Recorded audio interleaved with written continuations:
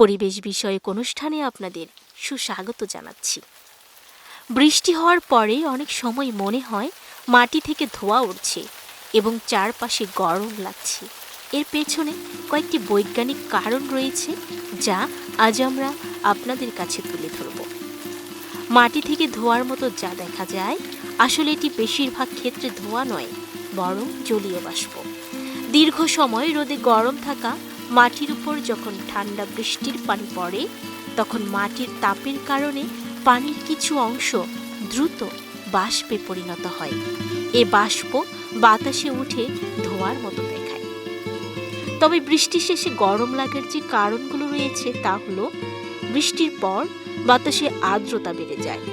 আমাদের শরীরে ঘামের মাধ্যমে নিজেকে ঠান্ডা রাখে, কিন্তু বাতাসে আর্দ্রতা বেশি থাকলে ঘাম সহজেই শুকাতে পারে না। ফলে শরীরের তাপ সহজে বের হতে পারে না এবং আমাদের বেশি গরম বা অস্বস্তিকর অনুভূতি হয়।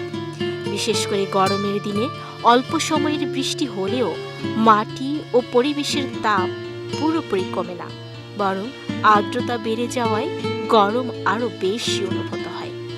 আরেকটি বিষয় হলো, বৃষ্টির পর যে মনোমুগ্ধকর গন্ধ পাওয়া যায়, তাকে পেট্রিকর্ন বলা হয়। শুকনো মাটিতে থাকা কিছু প্রাকৃতিক তেল ও অণুজীবের উৎপন্ন পদার্থ বৃষ্টির পানির সঙ্গে বাতাসে ছড়িয়ে পড়লে এই গন্ধ সৃষ্টি হয়। তবে বলা যায়, মাটি থেকে ধোঁয়ার মতো যা দেখা যায় তা মূলত জলীয় বাষ্প।